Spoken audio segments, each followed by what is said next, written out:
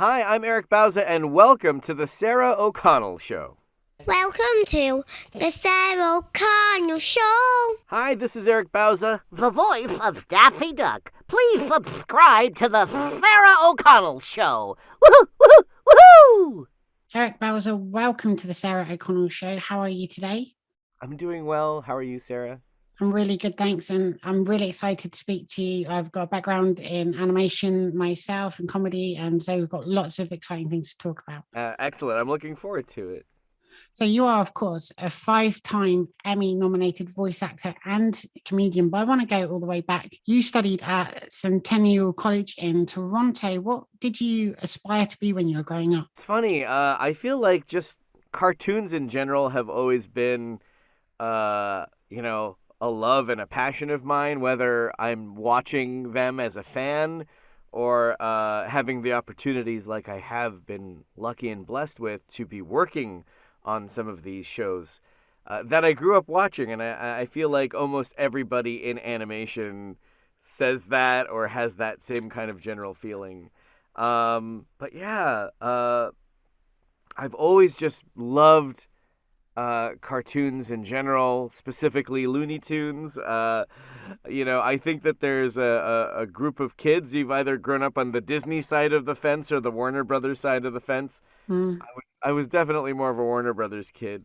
But I do enjoy Disney. I love them all. Every kind of cartoon has something different to offer, and whether it be the cool the acting and the voices, like the funny voices, or I really love like different styles, just overall storytelling. It's such a great medium to work with. Yeah, when I was a kid, I loved Disney movies, but in terms of short animated cartoons on a Saturday morning, Looney Tunes was always where it was at. Exactly. I don't know what it was, and I think if you're definitely a kid growing up in the late '80s, early '90s, that was definitely when they had quite the resurgence as far as Saturday mornings, because these animated shorts were originally kind of throwaway cartoons, if you think about it. They were the ones that were shown in the theaters during the 40s and the 50s, and basically shown with a newsreel before the feature film.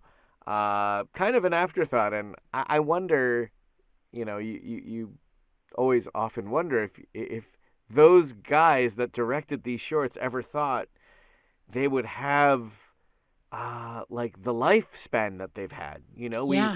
Every year we celebrate these characters' birthdays like they're our relatives or something. Like, I think Bugs Bunny's 81 years old now, and it's kind of crazy if you think about it. It's like maybe like a group of these animation legends, were in a warehouse somewhere in the Warner Brothers studio lot in Burbank in like the 30s and 40s, just making these shorts, and the funny thing about that too is when you think about it, us in modern times, we often reference these cartoons to get inspiration. We look at it as almost like a guide or like a textbook. But what were they observing? How did they come up with this stuff? I often wonder, what were they looking at aside from real life and studying character drawings of animals, but what were they thinking? This is how a rabbit should look. This is how a dog should look. I always think about that. It's very interesting. And they really sort of set the rules of what are basically animation now. So stretch and squash and how characters react. And if they're shocked, their eyes pop out of their heads. There was nothing before that to reference, as you say, apart from real life. So they really sort of invented this world of their own, which is very much the blueprint for everything that's followed. And, most modern animation, of course, is made because the demand, especially nowadays, as you know, with all these streaming channels, the demand is so fast. Whereas back then they would spend, the better part of 9 months on a 7-minute short. And that's why the golden age of animation will always look so good, because they didn't have streaming channels. They didn't have these crazy fast TV deadlines. They were just creating short films. They really were, and it was incredible. So you actually started off in animation, didn't you? You were working on character designs and stuff like that. So were you doing things like model sheets and character rotations, or were you also doing animation as well? Actually, it's funny. The one thing that well, first, it's like I did go to college for broadcasting. It wasn't even animation. I just went for radio, television, and film production. And I remembered, like in TV, much like in animation, like if you're doing cartoons versus live action, you have a writer, and then from there you kind of flesh out like a storyboard, which is still very similar to animation. You have a writer and you got storyboard artists, except the only thing is you don't have cameras and actors on camera. You have actors behind a microphone, and you have these cartoon characters as your stand-in actors. Mm. So I always remembered like that aspect being kind of similar, working in TV and just overall, again, storytelling. But I love to doodle. I love to draw. So I couldn't just pick one thing, like there are some folks, they're like, I'm an editor, I'm a born and bred editor, and that's all I'm going to do. Or, I'm a director, I'm a writer. I was always like, I want to draw, but I also want to do voices, but I didn't know how to Yeah. get into it. So I started interning at animation studios around town in Hollywood. And from there, I learned everything. I was a production assistant first, entry level position. And you start from the bottom and you work your way to wherever however high you can get. And, I was doing everything from photocopies. I was pinning up storyboard panels on the cork boards. I was scanning stuff into Photoshop. So I was learning all sorts of different aspects of animation and how it is almost like an assembly, like kind of factory, like you have all these different departments. Yeah. And going towards the end, you magically have this cartoon at the end of production. So one of the fun things that I like doing was editing animatics. So that would be the marriage of the rough storyboard drawings. At the time we were using Final Cut Pro, but I know people use Adobe Premiere or they use any kind of editing software. But it would be the marriage of rough storyboard drawings with temporary dialogue, and that's kind of how I snuck into voiceover. Was like, people couldn't quite afford to hire like the top echelon voice actors, and I'd be like, I'll do it for free, as long as I could do it. Right. And that's kind of how you get your practice, right? Even if I didn't go to theater school or I was a theatrically trained actor, I was Mm. kind of learning on the job. And I think that's the best way to do it. So from there, I was like editing stuff. And then I also was doing character layout. So that's the drawing side. Yeah. Now, this is kind of a position in animation, as you know, that doesn't quite exist anymore unless, of course, you're working like on a big feature film. There's just no budget for an artist to finesse poses after the storyboard's been done. As a matter of fact, storyboard artists nowadays, they're doing all like the layout of the characters.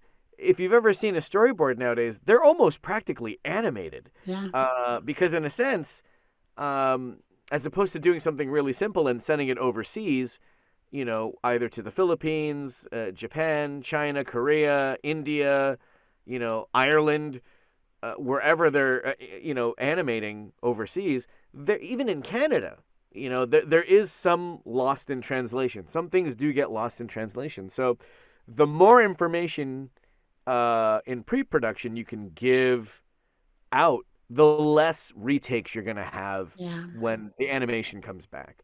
And again, if you're listening or watching and you're a storyboard or an animation nut, you'll know exactly what we're talking about. It's like, that's how the process has evolved. But I remember one of the projects, and it was called El Tigre, The Adventures of Manny Rivera on Nickelodeon. It was created by Jorge Gutierrez and his wife, Sandra Ikiwa, who just released Maya and the Three on Netflix. They gave me a shot as to being like this voice in their pilot. And it got picked up. And Nickelodeon was like, who is this guy? Like, we've never heard of him. Is he Is he crazy? We have Tom Kenny here. We have so many people here in the United States. Why are we gonna bring this kid from Canada over here? And they gave me a shot, and I will never forget it because it was basically that introduction that I got to work with Andrea Romano. She was the voiceover director, Yeah. who happens to be the voice director behind some of my favorite childhood cartoons growing up, like Animaniacs, Freakazoid, Batman the Animated Series, Tiny Toons. She's worked with all of the best people, not just some, all of them. And I feel like you get better when you work with her. But I always owe it to Jorge and Sandra for giving me that opportunity. You were actually allowed to go for auditions while you're working and doing animation to audition for voiceover roles as well, which is amazing. And so did you used to, before you got into animation, did you used to do impressions of famous celebrities and things like that? When did you know that you're really good at this? I would say maybe not celebrities, but my uncles and aunts around the dinner table. I feel like every kid, they think they could do good voices, but they're just kids. And then, of course, when their voice, as you get older and your voice gets more mature, then you can kind of really hone in on controlling your vocal cords. But I always remembered as a kid running around going, What's up, Doc? thinking that it sounded like Bugs Bunny, but it probably didn't. So I got a lot of training at home making my family laugh. I was, between me and my brother, we were always kind of, I wouldn't, if you could say we were the class clowns of our family, I have so many great relatives and they're all funny. I can't say that I'm the funniest one. They're every one of my cousins. As you know, you probably have great family and, make jokes around the table during the holidays and stuff. And then you start working like in offices, like I was doing like a summer internship at my mom's office. She used to work for the government of Canada. And when you're there for the summer and you're a high school kid goofing off, you're just doing impressions of all your mom's coworkers and everyone just, do that guy again, or what does she sound like? Again, it's feeding off of just making people laugh, I feel. Yeah. And that kind of ushered me in and inspired me and kept me going. And then the impressions came after. I feel like, impressions, it's a weird thing. So many people, I love watching a good impressionist when it's such a weird talent. It's like you're like this weird chameleon. And I never thought I would, be where I am based off of that weird skill. Right. I never really thought about it really until this breaking interview right now. Right now, first time. But yeah, I was just like, wow, really? I get paid because I sound like that person? So weird. It's a pretty I'm not big deal, right? complaining. I'd love to speak about your process of when you've been cast as a well-known character. How do you find them? Is your voice is obviously like an instrument, so you know how to play different notes, as it were. But is it that you can just instantly do them, or is it more like tuning a radio and you have to adjust it a bit and learn how their speech patterns work and that kind of thing? Very, very well put and well said. I'm definitely, if I have an instrument with my voice, I'm not in the Philharmonic Orchestra. I'm definitely still in the garage band with my high school friends. I'm like the least, I don't do vocal warm-ups. I don't drink tea. I don't rest my voice. I am like the most punk rock as far as like, I walk into a room with like Rob Paulson and Maurice LaMarche, and these are like world-class voiceover artists, and Tress MacNeille, Tara Strong. These are all like classically trained performers, and a lot of them, get their experience doing stand-up comedy. They really hone their skills on the stage, and we're better to do that with a live audience because you're getting instant reaction. When you break out a voice on stage and people hear it and they go nuts. That's the best feeling in the world, I can imagine, for someone like Maurice LaMarche. But for me, yeah, I think most of my training came from being a couch potato. People go to the gym. I watch Looney Tunes for an hour. That's my version of the gym. I think we do the same exercise. That's incredible. Yeah. Good. I could tell. We got the sonic muscles working with the ear. I feel like that to me is like. You think you got something like down, and then you rewatch it again, and you're like, man, I'm so far off. So I watch almost any chance I can get.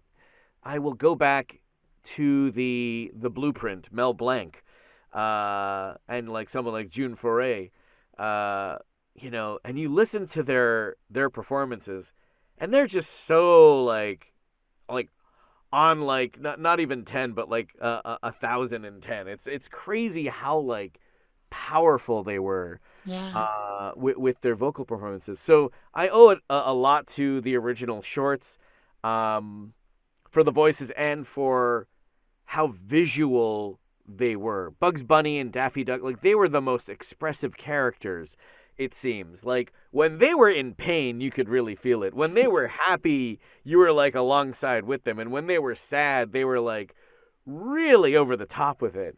And you know, there's over the top where it's like, okay, that's a bit too much. But with Looney Tunes, it was always like, pour it on. Like, the more the merrier. Like, anytime Mel Blanc screamed in a cartoon, like Yosemite Sam, you know, I always do this one line of Bugs Bunny where he's like, ooh, I'm dying! You know, like, where it's not even Bugs Bunny anymore, it's just Mel Blanc, you know? And there's just something so cool about that and so hard to replicate. Yeah. But it's one of those things where, as a voiceover impressionist or a mimic, that's the kind of thing that could make or break you because... if you're so concentrated on making it sound just like Bugs here, and when he gets mad, you know, like, if he gets mad, Mel Blanc didn't think, does it still sound like Bugs? No, he was Bugs. He was just doing it. So as an impressionist, you could be so precise that it keeps you in this box. Mm. And I feel like the way you succeed is you got to be comfortable to go outside that box. Everything you say is 100% true, and everything that Bugs did, you still knew it was Bugs Bunny doing it. It's just that character had a massive range, whether he was upset or laughing or crying or screaming or whatever it was, it still sounded like him. But I think that's what made these characters so unique and have made them stand the test of time, because they were well-rounded characters, which must make your life a lot harder because you have to try and duplicate that somehow. Yeah, absolutely. And you know what? I'm up for the challenge. And I feel like these guys, you know, Bugs. Daffy Duck, you can't not have an interview without Daffy interrupting. You know, these guys helped shape my youth and my sense of humor and ultimately my career, my livelihood. And to know that I get to pay it back to them by extending their longevity and their lifespan and you know, hopefully introducing them and inspiring the next wave of voiceover artists with these characters. I'm just so thankful. So thankful and like a kid in a candy store. Yeah, it's such a special thing to be able to be part of their legacy and allow those characters to live on. Another thing I wonder is how seamlessly can you sort of switch between characters in your head? Do you have to go away and kind of load that version of a different character, or can you sort of seamlessly go between several in a short period of time? Well, we've talked about Bugs Bunny, but not about Marvin the Martian Earth creature. Ooh, what about Tweety Bird? I-ta-ta-ta putty-tat. Listen here, Bird. I'm the marquee bird, not you, Tweety. All right, Daffy, calm down. Yeah, so it's like they all kind of like live within the same ballpark. Just the energy and like the levels, you know, separate them so much. Like Daffy and Sylvester were actually performed with the same kind of vocal speech impediment. That's that salivating like lisp, you know. Except Sylvester was always performed down here in the basement, and when Mel Blanc performed Daffy, he was still doing it down here, but they would pitch up the voice with the tape, and he would sound like this. So when I do Daffy, I'm already doing a pitched up version, but the real way to do it, as Mel did it, was he was kind of just doing the Sylvester voice, but acting like a bit of a jerk, or acting a little Daffy. Woohoo, woohoo! So, yeah, it's kind of crazy. And for me, Tweety... like he's up here, Tweety Bird. And this is another voice that gets pitched up. But Tweety, kind of lives up here, and he has the same speech impediment as Elmer Fudd. They kind of talk like babies. All of their L's or W's.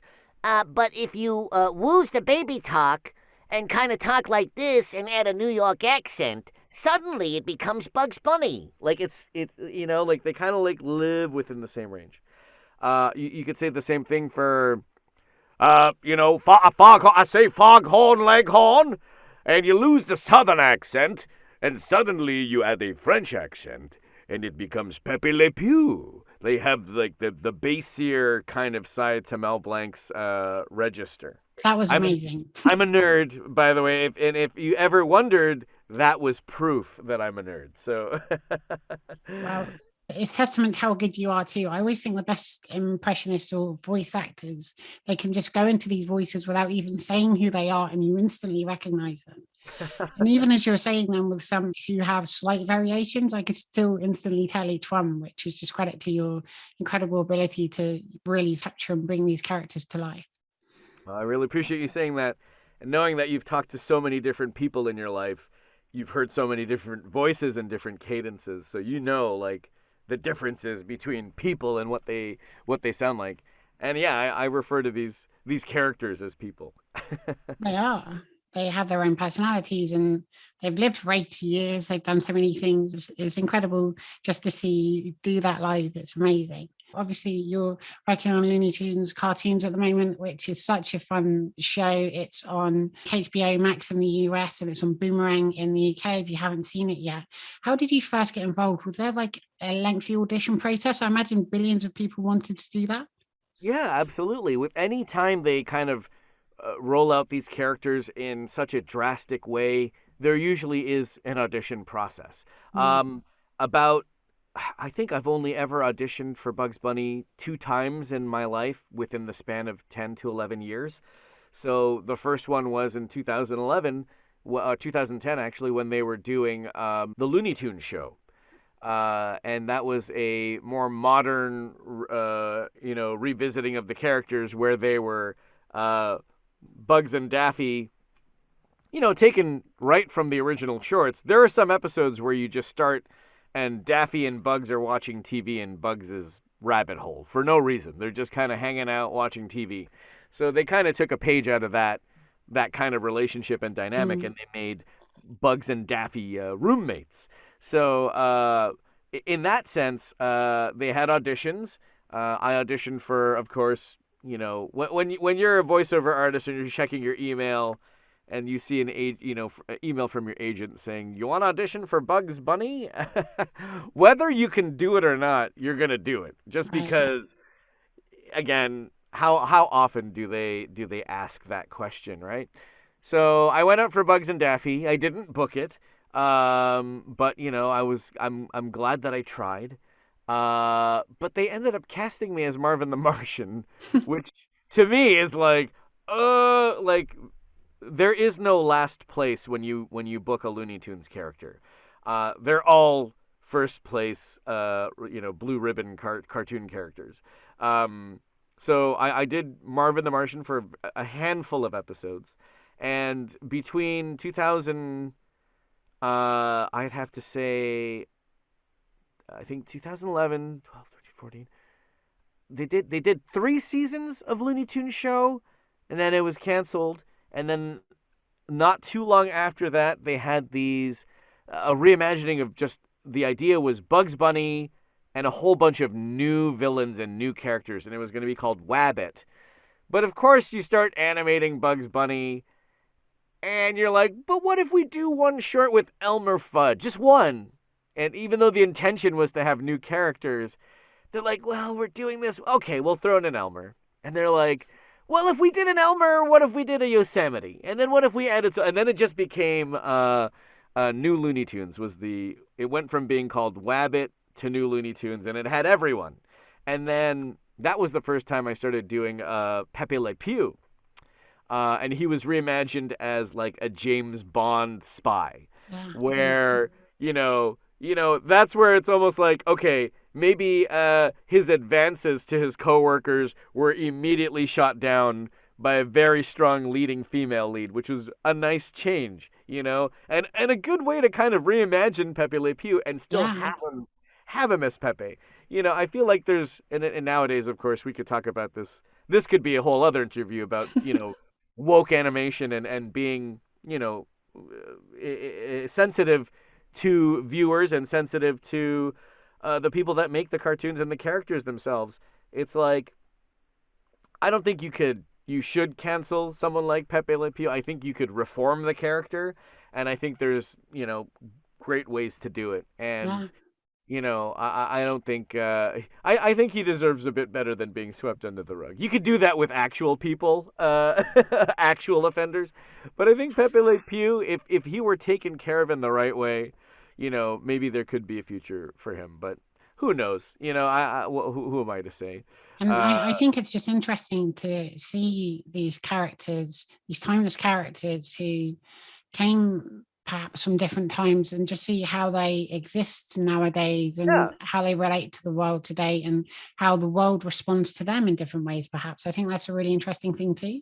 You do have to keep in mind, these characters were created in a completely different era, like social issue, like everything was so different back then. Not to say that it's excusable by today's standards, but you just have to keep that in mind, and that is such an important part of history. Like we have to move forward from things of the past and learn from them, and create characters and stories that help push us together as human beings and not hold us back. Because look at a character like Harley Quinn, like if she can exist in a kid's cartoon, a preteen cartoon, an adult like 18 and up Adult Swim type kind of cartoon on HBO Max, or a rated R action movie, then there's room to reform Pepe Le Pew. You could do it in a different genre, a bit more adult, because then you can address those issues. I think, having him not appear in Space Jam was probably a good thing, because it's a very heavy-handed subject, and for it to just be shoehorned into a cameo in a movie, Yeah. I don't think it needs more time, and it needs more addressing. Yeah, it's hard to tackle during a basketball game, Yeah. I find. But I don't know. I don't know if you've been watching basketball lately, but people are punching at people in the face. It's getting pretty rowdy out there. So maybe it could have been addressed in Space Jam. I don't know. But I mean, it's a great subject to talk about, and I think a very important one. But that's the great thing about animation, and the medium's always changing, and I feel like it's evolving for the better. Like talking about representation in cartoons, that's happening more and more these days. But I think what we're still missing is like lack of diversity in creators and storytellers. Just more authentic storytelling, if that's what we're aiming for. Cartoons can still be silly and fun, but if we're trying to like push the medium and really, fight for people's rights just to exist, Yeah. I feel like that is something that we need to see more of, and that's more authentic storytelling from people that have walked miles in those shoes. Absolutely. I always say this representation really does matter. And it's only recently, even just looking at things like Marvel, that they're starting to introduce more diverse characters, which I think is really important. And in animation as well. At the moment, Disney's just releasing Kanto, and the Miles Morales Into the Spider-Verse won an Oscar. Yeah, I mean, that's kind of amazing. Like, who'd have thought, But still, it's like we definitely need to see more of the diverse like storytelling. Like, Yeah. I think that is just the way to go. I feel like we've gotten to a point in storytelling, and the funny thing is the demand for it is like here. It's like we have so much space on these streaming channels, and it seems like they're picking up just about every story to be told. Because, I mean, lots of remakes. And again, guilty as charged. Like, I'm in like a million remakes. And it is what it is. People love nostalgia. Reimaginings. Yes, reimaginings. People love nostalgia. And companies, they're like, we have this amazing property on our hands. Like, we can't just let it sit and collect dust. We have to do something with it. But yeah, I love a good brand new story. Like, I don't think I'm alone when I say that. And I think we keep seeing these classic characters come back just because people genuinely love them and just want to see them in new situations. So the Ghostbusters is still in movie theaters, and Ninja Turtles has made a comeback. He-Man's got a new series on Netflix, and all these classic shows from the 80s are coming back because the kids that watched them then are now in a position where they can commission shows, and they're just making the stuff that they loved. Yeah, I'm like, oh man, they really did just re-release all those Ghostbusters toys I never had as a kid. Now, as an adult, I have to buy them now for my son. So The Kenner ones. Yeah. Yes. Oh my God, they're sitting on my shelf outside the studio right now. Mhm. They got me. I've got a similar problem. I was always into movies, and I actually had all of the animated Ghostbusters action figures, and I was convinced to sell all of it. And like you, I became aware that that stuff is now available to buy again. It's triple the price. I'm like, Oh my God. I got so nostalgic just seeing Slimer and that pizza, though. I'm just like, Yeah, you know? yeah, that pizza, like that was such a funny accessory. And I like how they didn't even call him Slimer, they called him the Green Ghost. Yeah, Green Ghost. So funny. So I'd love to talk about some individual characters. First of all, I have to go to Bugs Bunny. We've talked about Mel Blanc. Was it intimidating, particularly with that character stepping into his shoes or his rabbit feet? Oh, absolutely. I mean, again, you're talking about aside from Mickey Mouse, probably one of the most well-known animated characters in history. Yeah. And everyone knows what he sounds like. And it's like, like you're gonna cover a favorite song. Like you're gonna re-sing like a classic Beatles song or something, and it's like everyone knows the words. Everyone knows every note, how it's supposed to land, when it hits. And that's like with Bugs Bunny. It's everyone can say the challenging part is What's up, Doc? Everyone can say, what's up, Doc? but can you read like the back of like a box of cereal and talk about the nutrition facts and the ingredients as Bugs Bunny? That's like the challenge. Provided the ingredients are what's up, Doc, then absolutely yes. But if it varies from that in any way at all, no. Gee, I wonder what riboflavin is. Yeah, it's like Chemical X. it's like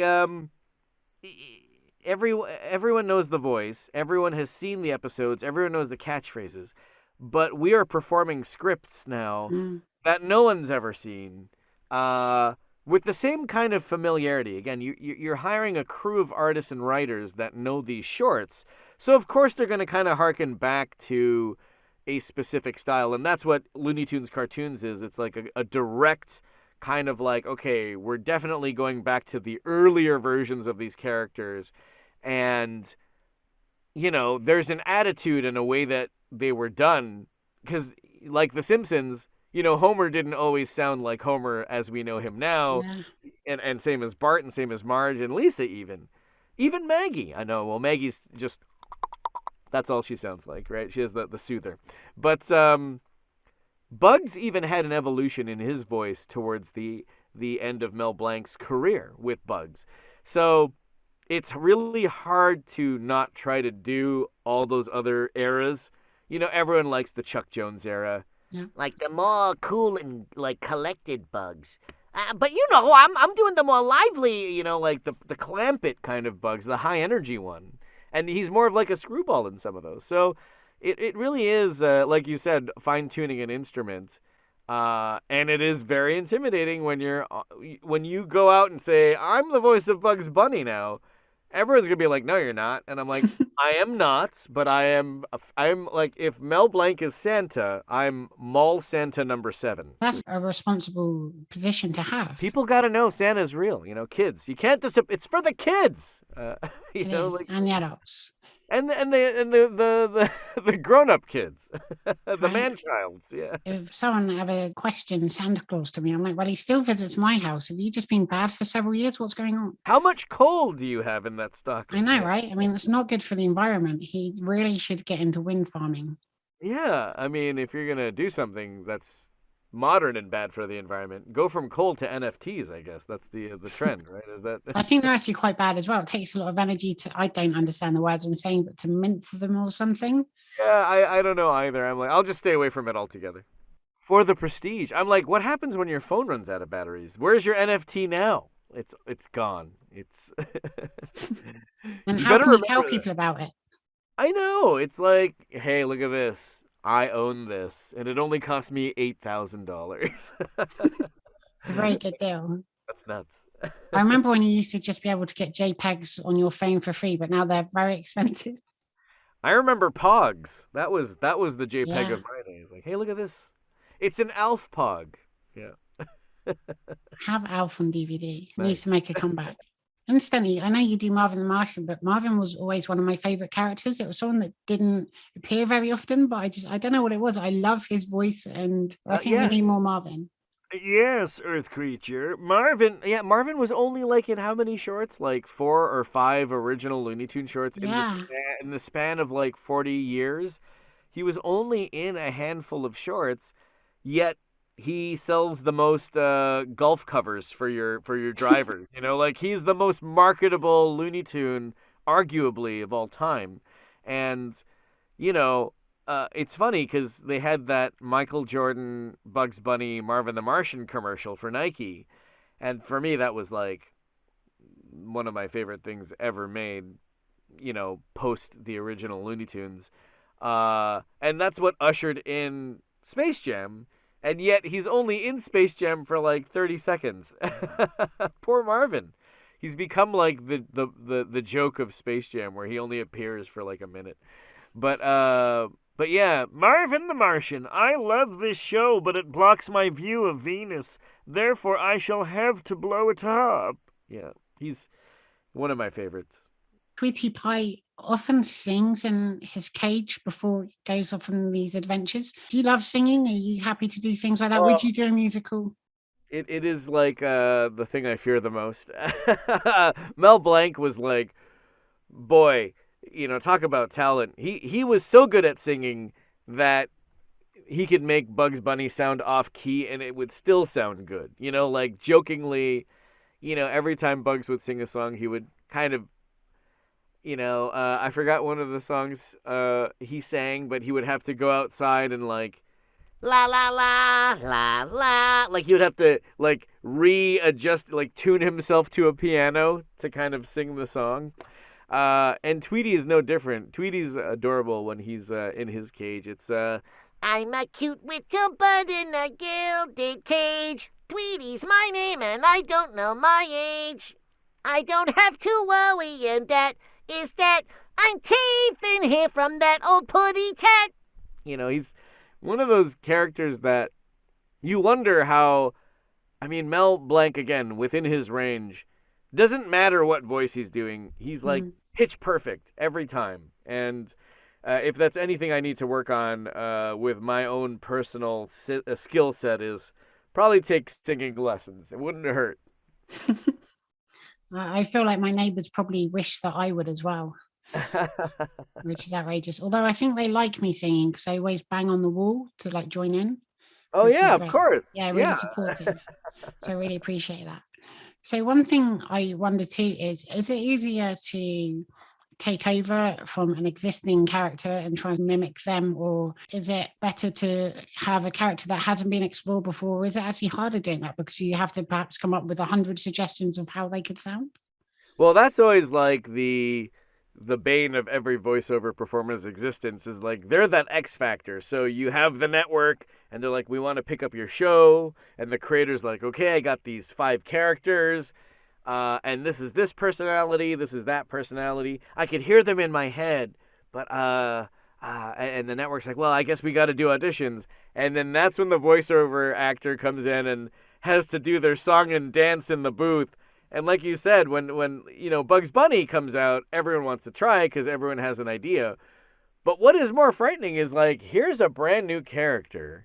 We have no idea what he's supposed to or she's supposed to sound like, and go. And you have to pay rent this month. So good luck booking this job. It's such a scary tight wire to walk across. But essentially, I think that is the dream of every voiceover actor's career, is to come up with that marquee voice. Like Yeah. Rob Paulson has such a unique sounding quality to his voice, and almost everything he does is instantly good. John DiMaggio, same thing. Billy West, for me, is like, okay, an amazing voice mimic. But why I think he's most like Mel Blanc is because he's come up with so many original characters of his own. Sure, he could do all the Mel Blanc characters if he wanted to, and has. But the fact that Billy West has come up with so many iconic characters, like on Futurama, like he did half the cast, you know, Yeah. like, and that is the goal. Like, that is the goal, is to be like Tom Kenny, is to come up with the SpongeBob voice, or Dan Castellaneta as like the Homer Simpson voice that every kid in the schoolyard runs around and imitates. You know, that's the real secret goal, I think. That's the thing, because then your voice will live on in the future because other people are imitating you. Absolutely. Not only Bugs Bunny and Daffy Duck and all those amazing characters, you've also entered the world of Lego Star Wars. Not any character either, Luke Skywalker. How much fun was it recreating and revisiting those classic scenes and injecting them with a ton of comedy? Well, I mean, you know, I grew up again in the Mel Brooks era of spoof kind of satire and spoof comedy, like Spaceballs, and I mean, almost everything he did was almost like a spoof. And, you know, of course, Leslie Nielsen with The Naked Gun, and then Keenen Ivory Wayans with Scary Movie, you know, a more modern kind of take on spoof movies. And I feel like that's kind of disappeared for a little bit. A little bit corny. I mean, you could still kind of catch spoof humor on something like Family Guy or maybe even South Park or even The Simpsons. But what really kind of brought it into the forefront for me was like the Lego Movie. For whatever reason, like that movie just, as soon as you put the name Lego in front of anything, like Lego Batman, Lego Movie, Lego Star Wars, like they go back to these stories, and especially with Lego Star Wars, stories that we know, like you could recite, you know, if you're a true nerd like me, like recite every line from every Star Wars movie, every scene. So when you put Lego Star Wars, it automatically becomes this spoof or this twist on what we know, and it's so funny. I don't know why. You're seeing these little Lego characters running across the screen with lightsabers, and like I don't know. I've had the luck of working on some fun things, and that has always been something that I'm like, I get to be a part of this? That's so crazy. And all the while hoping not to offend Mark Hamill in any particular way, shape, or form, because he's one of my favorite people on this planet. Have you ever spoken to any of the actors that you've taken on the voice of? You know, I mean, I can't say for Mel Blanc, although I, wish him well in my prayers, give thanks, pay homage. I've worked with Mark Hamill before. There was a moment in time where I was like, I considered myself the supply teacher for Stimpy on Ren and Stimpy, and I've met Billy West, and, you know, I always like, for me, it's like those situations were always of circumstance as far as like, you know, I was LEGO Luke Skywalker simply because they were doing the very first productions in Canada. So being a Canadian voiceover artist, I had that opportunity. I really do hope that if they do bring Luke into Lego form in the older, the episodes 7, 8, and 9, like the later versions, they actually get Mark, because he's an amazing voiceover artist. Hello, the Joker, to name a few. I meet tons of people in the industry, and they're all, each and every one of them, just happy to be there, just like me. I'd love it if they revisit Star Wars Episode 7, get Mark Hamill in there, but he doesn't say anything. He just reaches his hand out in the sound booth. That's it. And then cut to credits. You know it was him doing it.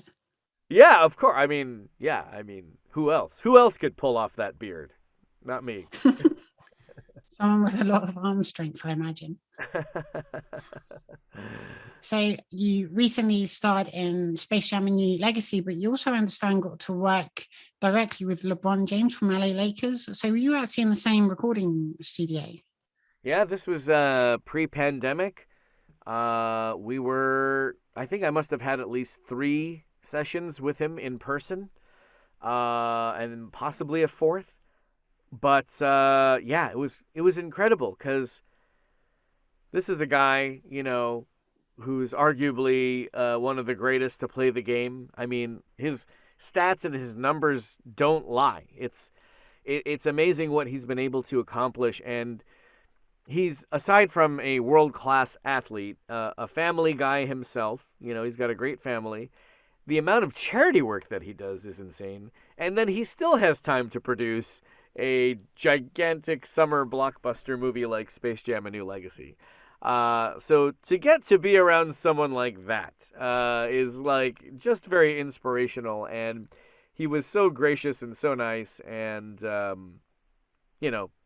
again, he grew up watching the original. So it's like he must feel the exact way I felt, like being able to provide voices for these characters on such a scale like the big screen. While we're on the subject of that movie, what were your favourite scenes to perform or, I guess, watch back? Just seeing them on the screen for the first time, just the animation itself is as much of a star of the film as LeBron James was. Like getting to see these characters that put that essentially, again, were the Bible for 2D animation. Getting to see them move across the screen again in 2D was great. And then getting to see them in CG was also cool. But just the special effects alone, speaking of Lucas and Lucasfilm and Skywalker Sound, I mean, the special effects for that movie were all done at ILM. So, I mean, who better than ILM to do the special effects for your movie? And it was still faithful to the classic cartoons and, of course, the 1996 original Space Jam, but it also was very much of today. And so I previously interviewed Charles Fleischer, the voice of Roger Rabbit, and I would still love to see a Roger Rabbit 2 movie. Is that something you would love to be involved in? And also, which characters from which animated universes would you love to see interact? Oh my gosh. I mean, I guess number 1, yes. Who Framed Roger Rabbit? 2, I mean, who knows what could possibly even go down in that film. And who knows legally if that film could even exist nowadays. Unless, of course, Disney buys Warner Brothers, which is going to happen next week, I'm sure. Probably. Then they will be able to do everything and anything they want. Yeah, it would be such a trip to see something that grand happen again. Could it live up to the original? I don't know. Because I feel like there was just something about that movie that I'm like, I'm still questioning how they did things, and it's just simple things, super simple things. And I don't know, how was Charles Fleischer? How was it talking to Charles? Amazing, because obviously I knew him as a kid as Roger Rabbit, but he's also a prolific actor and he starred in shows in the 70s with John Travolta, and he's been in really serious dramas, and he was in Nightmare on Elm Street. And so he had so much stuff to talk about. It was a lot of fun. And I mean, and Back to the Future and working with Robert Zemeckis. yeah, Yeah, I mean, again, and there's a perfect example of like, you're introducing this new character that is supposed to be as famous as Mickey Mouse or Bugs Bunny. How do you make that voice? How do you create this character? And boy, did he create such a memorable character that had the energy and the combustibility of Mel Blanc.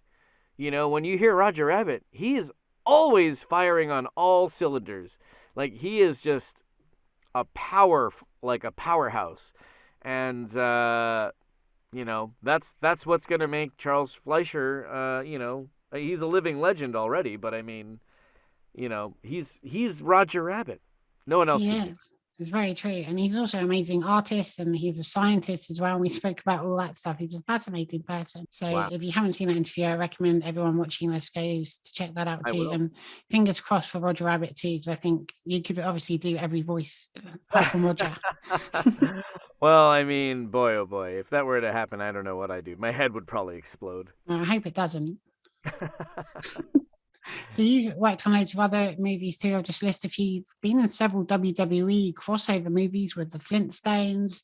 You've worked on Teen Titans Go and Alvin and the Chipmunks, and even recently Batman Soul of the Dragon. I interviewed director Sam Liu as well. Oh, So that wow. must have been fun to do, right? Revisiting Batman, but in the 70s. Anytime Warner Brothers does a straight to DVD movie, I mean, they're up there for me with the Marvel cinematic universe. If you say Marvel dominates the screen in theaters, I'd say Warner Brothers dominates the just slightly smaller screen at home video with their animated features, and they come out with I don't know how many a year, like 10 or something like that. That's a lot. It costs a lot of money for me, Yeah, I know, me too. But They're I mean, 100% worth it, and I completely agree with you. It's really interesting, isn't it? Like they're light years ahead of any others or superhero genre animated films that are out there. And I don't know if it's because of the DC characters, they just live and breathe in that arena so well, and you just take them way more seriously than you do when they're, on screen for some reason. And if you could only ever do, if I were DC, I would just do a ton of feature-length animated films. In that regard, I don't think there would be anything wrong with that. Honestly, to do a really good Batman animated movie in theaters, and have it just blow people's out of the water, it would be crazy if they did something like that. At least one a year or something. Yeah, I think they couldn't. I think there's definitely a demand for it, as mentioned earlier with things like Spider-Man Into the Spider-Verse. There's definitely an audience for things like that. Speaking of which, you also worked on Ultimate Spider-Man and Ant-Man, and you voiced Iron Spider and Scorpion. Now, of course, Marvel has a What If series. Is that something you've seen? Would you love to be involved with that in any way, in any characters that we haven't seen yet that you'd love to bring to life? I mean, any superhero character is awesome. I've played a handful in my career, but it's funny how, you'll be busy doing one thing one year, and that just keeps going. For a long time, I wasn't doing, a lot of preschool stuff. And suddenly, that's all I'm doing. I'm on, 3 preschool shows right now. Maybe it's because I'm a dad. Kind of incredible, to know, what ebbs and flows in your career. So it's been a while since I've done anything in the superhero world, so maybe I'm due for a comeback. Who knows? I'm quite happy where I am, though. I wouldn't Very change true, it. but with the multiverses now, we can also bring back all your previous characters and have them interact. Yeah, absolutely. Who knows? Anything under the Warner Brothers umbrella, I'm sure will appear. So you've been working on shows such as Muppet Babies, which was another one I used to love when I was a kid, and DuckTales. Are there any other classic 80s animated shows that you'd love to see come back? I mean, take your pick. Anything from the Disney afternoon. I know they just kind of released information that, what was it? Chippendale Rescue Rangers. Yes. Andy Samberg and John Mulaney, right? Is that who's doing that together? Yeah. Pretty damn good cast, if you ask me. But anything nostalgic for sure. But I guess original shorts and cartoons I feel are kind of missing, especially at a place like Nickelodeon. They used to have 5 original shows on at any given time. I feel like they're almost all these networks that are producing things, they gotta start greenlighting new stuff. I'm so ready to see new things. I recently spoke to Mohan Kapoor, who's a voice dubbing actor in India and also starring in the Miss Marvel TV series and the Marvels movie. And we were talking about how obviously in animation, most of the time the voiceovers are recorded first and then it's taken away to animate so they can lip sync and stuff like that. But sometimes there's situations where he would, obviously, because he was dubbing, would have to match his voice to the animated character that has already been drawn. Do you ever have situations like that where they may change the dialogue, and how hard is that to do? Oh, like if we're gonna do like Japanese animation, for sure. What is so difficult about that too is, again, what may take only a few syllables and a few words in Japanese might take, paragraphs in English. So you have to kind of like hope you got a good writer that is going to translate and make it all make sense for the voiceover artist to perform. And then, of course, being led by a good voiceover director that helps guide you. It's weird. It's a weird way to act because, as a voiceover artist, if you're recording something original, you have whatever license, whatever timing. You're not kind of like held into this one frame of a scene. So, yeah, it's very challenging. I don't often do it myself, but there's lots of women and men that do it and make it look super easy. And you can have it all. Congrats. Now, you're also, as I mentioned at the start of this interview, a stand-up comedian. You performed at the Laugh Factory. Is that something you're still doing? You still writing material? Oh, no. I wish they would take that off my Wikipedia because it's not true. I mean, I did it for like a very short period of time, but and that's all because of people like Carlos Alazraqui, Harlan Williams, some of my friends who are, on the road stand-up comics. They tried to get me to do it, and I was like, you know what? Just like Japanese anime, you can have it all. It's all yours. Good luck. You are actually voicing the greatest comedian in the world, Baby Fozzie Bear. Waka waka! Yeah. Why did the chicken cross the playground? To get to the other slide? Yeah. I mean, Frank Oz, of course, is the original performer of. I'm not even going to say voice because it's more than a voice that he provided for Fozzie. It was, and I feel like Fozzie's as real as anything, and Kermit, of course, Jim Henson. But yeah, Fozzie Bear, probably one of my favorite Muppet Babies of all time. Now, here's a question I ask every guest on the Sarah O'Connell Show. Can you tell me a fun fact about you? It can be a hobby, a party trick, something like that. Well, we all know what my party trick is, and that is to sound like whatever I want. I don't know. I feel like one of my greatest accomplishments is being a dad, for sure. I think about like what I'm most into right now, and that is being a dad and being a dad to a 5-year-old. What a great age. This whole time, this whole year of him being 5 is something that I think I'm always going to remember. And if it's the only thing that tops voiceover is being a dad, for sure. It's an incredible achievement as well, above everything else that you do. But a cop-out. That's a cop-out answer. I'm going to give you something. Okay. I'm going to say that I own, like, I finally found the holy grail. I collect animation cells. I love animation cells. Inside my house, hanging on the wall, I just got it framed, is what I consider the holy grail of animation cells, and that is an animation cell of Mickey Mouse and Bugs Bunny and Bob Hoskins in the parachute scene from Who Framed Roger Rabbit. Wow. Like, to have a cell of Bugs and Mickey in the same frame.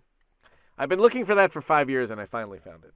That's amazing. I love that. The only one I have one from the real Ghostbusters, which is just Egon and Slimer.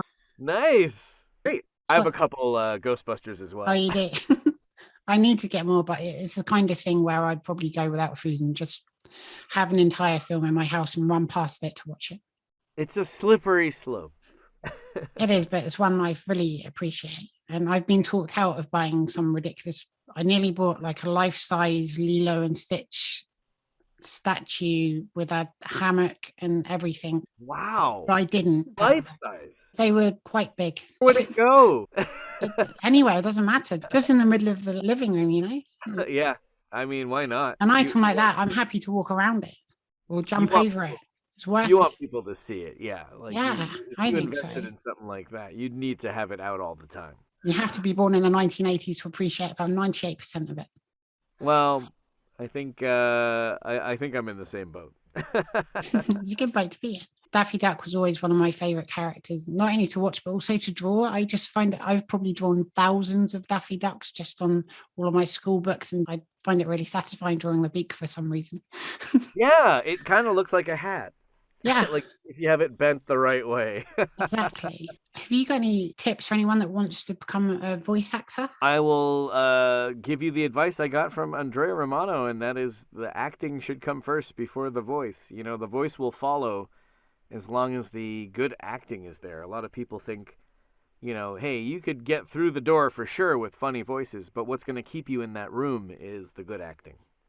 It's very good advice. Coming out is Multiverses, a cross-universe fighting video game. What can you tell us about that, and which character or characters will you be playing? Get your thumbs ready is what I'm saying. Is if you're a big fan of Nintendo's Smash Brothers, where you get to just fight other characters from different walks of life or different genres or different shows, then this one's for you. Multiverses, yeah, is pretty much every character under the Warner Brothers license fighting each other. And everyone from Bugs Bunny to Gandalf to, Batman to Tom and Jerry. So I'm playing Bugs Bunny, Tom and Jerry, and another character they haven't announced yet, but they will soon, I'm sure. Can you tell us what else you might be working on, or where we might hear you or see you in the future? Well, you know, again, there's a lot of projects coming out. Again, 3 projects that I'm very excited about. Preschool. I still think, you know, if you're missing out on merchandise for your favorite cartoon shows, maybe they're just not making a lot of toys for kids these days because they all like video games. Preschool is still a place where you could get toys because little kids love toys. And that's why I love preschool shows so much, because I'm still a big kid and I love collecting some of the things I've been a part of. So there's 3 that I wish I could talk to you about, but maybe we'll have a follow-up interview when one of those things comes out. And you know you're welcome back on the Sarah O'Connell Show anytime. I'm looking forward to it. So, final question. Have you got any messages for people watching the Sarah O'Connell Show and your fans around the world? Well, thank you. That's all. Like, I never really, especially in today's climate, you don't really get to see people much. And that's okay, because there are platforms like this and shows like the Sarah O'Connell Show that still connect us. And I wish I could see you all in person. But if you are watching this, thank you. If you made it this far, thank you. Because without you guys, you know, I would just be a crazy person talking to no one in the sound booth.